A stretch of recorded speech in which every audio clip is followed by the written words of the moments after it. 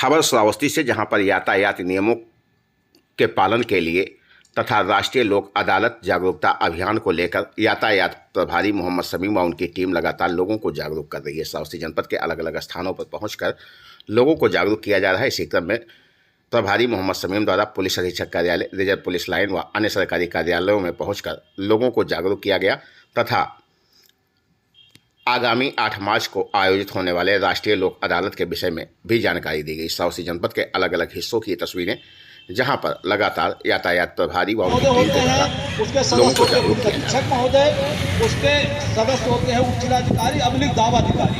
हम जो है दावा उन्हीं क्या करेंगे, हम जाएंगे वहाँ पे, हम एप्लीकेशन देंगे, एक फॉर्म मिलेगा, उस फॉर्म को भरेंगे और वो कमेटी चंद दिनों में जांच करके शासन को रिपोर्ट भेज देगी और कुछ दिन में उस परिवार का आश्रित को जो है वो सहायता पैकेज, वो सहायता तौर पर रुपया उसको मिल जाएगा। तो वैसे तो हम ये नहीं कहेंगे कि हमारे घर में हो, आपके घर में वो मौका मिले, हम लोग इसका लाभ लें।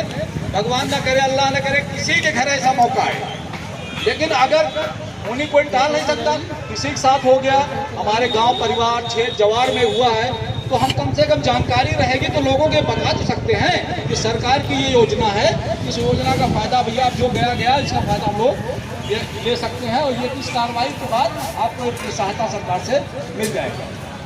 एक चीज़ और आपको बताएं, अक्सर ये देखा जाता था कि कहीं एक्सीडेंट हो गया तो कोई भी व्यक्ति जो है किसी भी उस घायल व्यक्ति की मदद के लिए आगे नहीं आता, इसलिए कौन पुलिस पचड़ा पाती, यही तो है ना। पुलिस बार बार बुलाएगी, जो है ये बयान कराएगी, वो बयान कराएगी, यही चीज़ तो है। इसीलिए इंसान जो है चाहकर भी वो मदद नहीं करता। अब ये सारी बाधा हटा दी गई है, किसी से कोई सवाल नहीं किया जाएगा और आप वीडियो न बनाइए, इंसानी फर्ज निभाइए।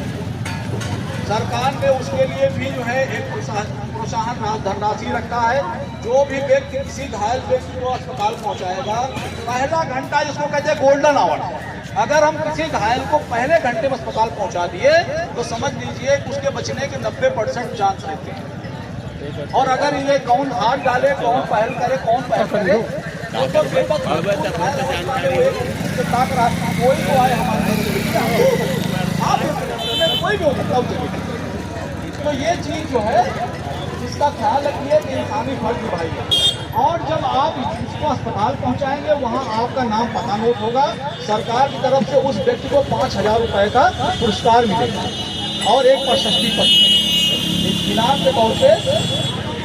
इसलिए कि इंसानी फर्ज है, हम कह रहे पैसा न मिले, सर्टिफिकेट न मिले, लेकिन एक इंसान की जिंदगी बचाने का या एक बर्बाद होते हुए परिवार को बचाने का जो सुकून मिलेगा वो जीवन भर किसी दौलत से नहीं मिलता। क्यों? वो 5,000 नहीं, 5 लाख से भी नहीं मिलेगा।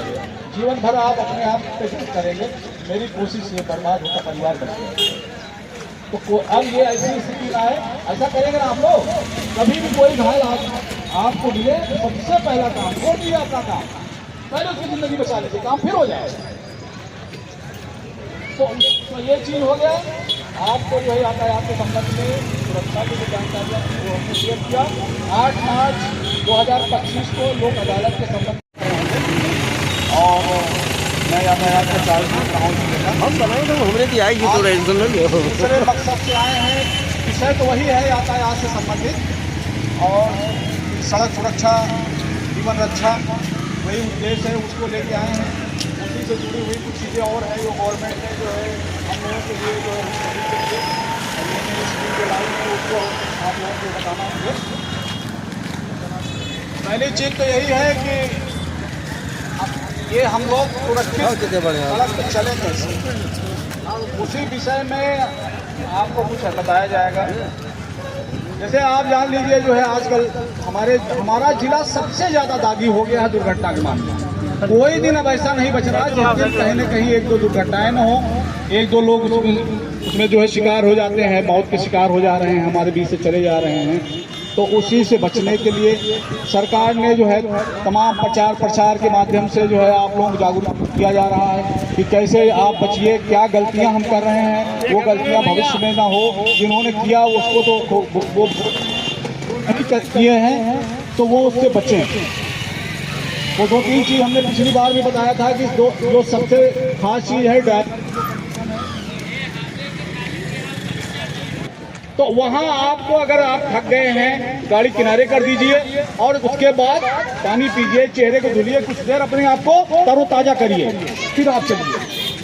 दूसरी चीज़, जो नशा करके गाड़ी चला रहे हैं इसमें बहुत दुर्घटनाएं होती हैं, तो नशा करके गाड़ी मत चलाइए।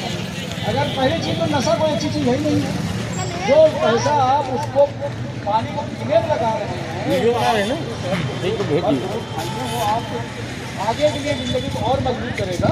तो नशा अगर इसके बगैर आप नहीं जी रहे हैं, आप जाइए शाम को अपने घर पर उसके बाद सुबह फिर ताजे होकर निकलिए, लेकिन शराब पीकर गाड़ी न चलाएगा। हमारा आधा दिमाग काम करता, शराब पी नहीं करेगा तो दुर्घटना हादसा होना ही होना है। देखिए, तो हर सबसे जो भारी है वो है तेज रफ्तार। तेज रफ्तार कहाँ जा रहे बेटा? तेज रफ्तार।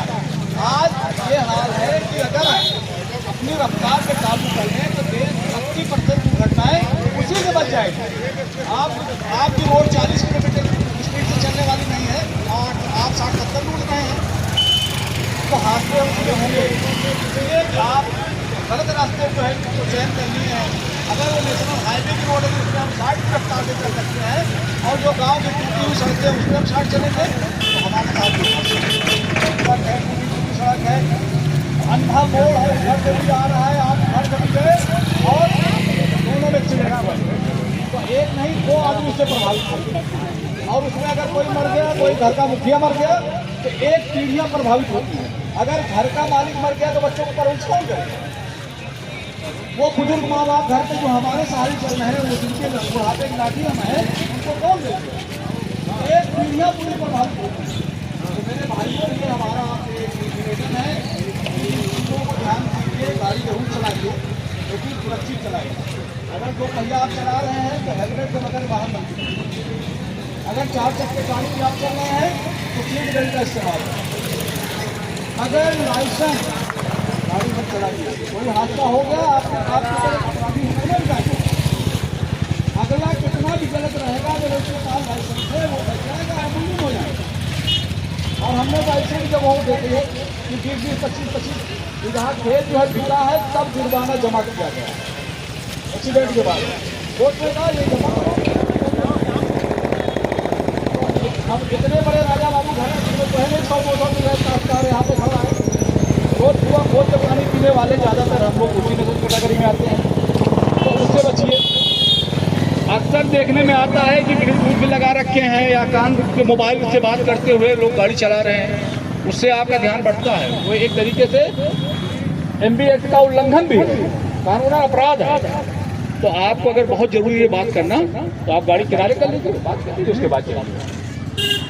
तो ये चीज तो ये हो गई जो है। जो खास बात ये है कि 8 तारीख को 8 मार्च 2025 को राष्ट्रीय लोक अदालत का आयोजन किया गया। ये पूरे देश में जो है ये आयोजन होता है और पूरे वर्ष में 4 बार ये राष्ट्रीय लोक अदालत जिन भाइयों के चालान हुए हैं गाड़ियों के, किसी का बैंक से संबंधी, लोन से संबंधी कोई विषय है, बीमा से संबंधी है, पारिवारिक अगर कोई और मामला है तो वो लोग उसमें हिस्सा जरूर लेंगे। आपका बड़ा से बड़ा चालान कम से कम पैसे में सरकार उसको खत्म कर देती है, इसीलिए उसको समाधान दिवस के रूप में भी मनाया जाता है।